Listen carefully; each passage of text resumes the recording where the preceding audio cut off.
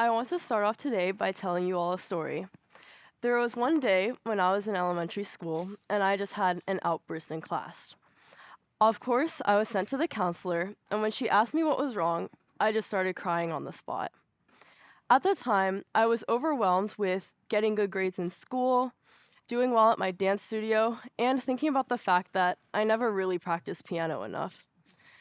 And I really couldn't figure out why I felt such a need to excel in all these different areas as such a young kid. No one ever told me that I had to be perfect, but for some reason, I believed I had to be.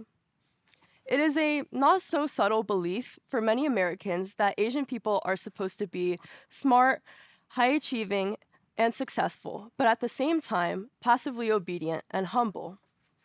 This belief has been ingrained into our minds since the late 1800s, a belief known as the model minority stereotype.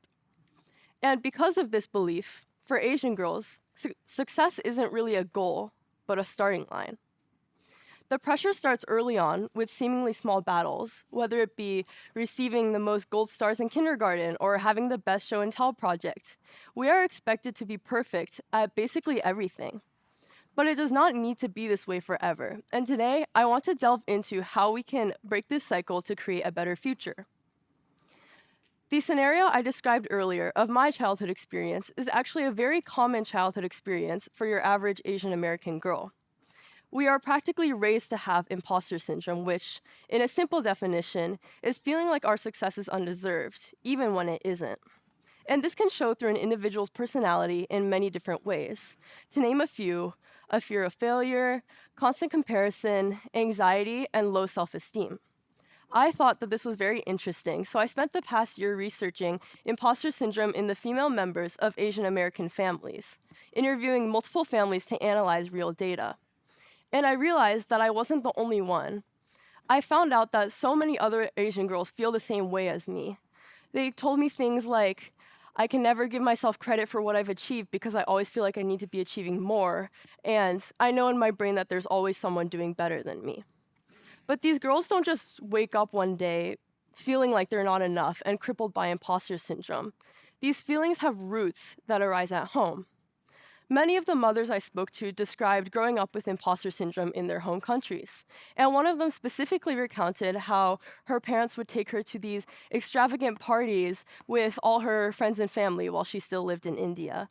And these fun nights would always turn into a back and forth of whose parent had the most successful child. It was always, oh, my daughter has been top of her class since she was 5, or my son just received an internship at a top university, which I'm sure we've all heard quite a few times. But constantly being in such a competitive environment, not only between these kids, but between these parents who are arguing for their kids, is extremely overwhelming and pressure-inducing. The imposter syndrome that develops from these traumatic experiences is passed on when these children become adults, move to the United States, and have children of their own. Sometimes the hardest part is that the pressure doesn't necessarily come from a parent yelling or giving out punishments, even though that can definitely hurt pretty bad too. But the hardest part is when a parent is remembering their own pain and trying but not succeeding to protect their own child from it.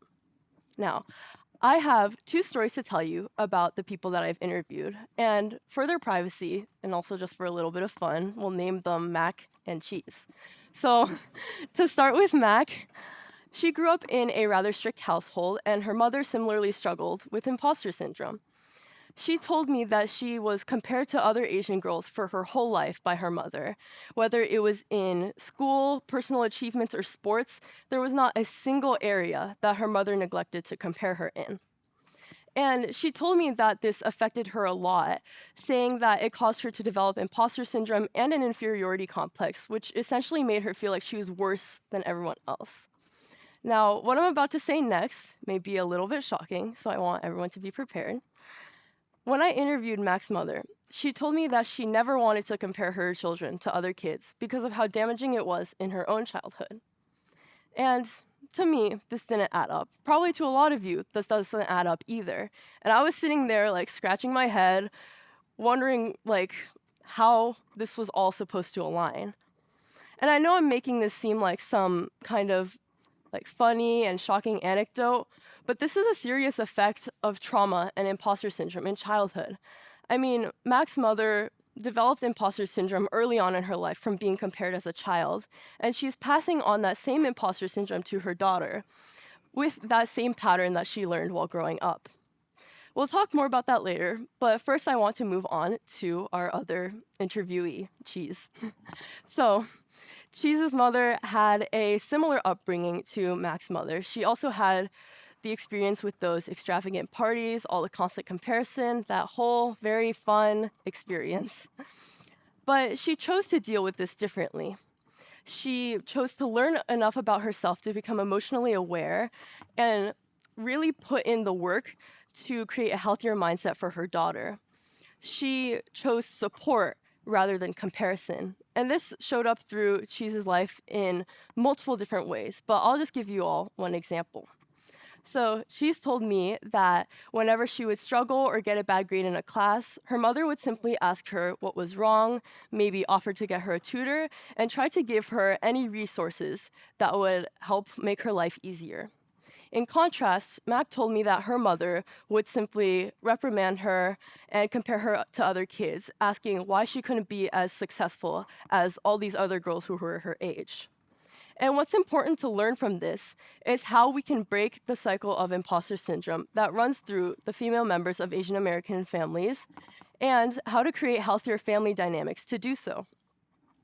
What sets Mac and Cheese's mothers apart were not their intentions, but their actions. See, both of them wanted to break that cycle and wanted their kids to have a better life than they could, but only one of them made conscious decisions to do so. So, change doesn't happen with good intentions alone. The key to real change is action. And change also takes a lot of things like emotional literacy, awareness of inherited trauma, and active unlearning. And it also takes a parenting style made up of love, affirmation, and support, rather than resentment and shame. That is how to heal imposter syndrome and how to break generational trauma. Growing up Asian shouldn't come with so much hurt.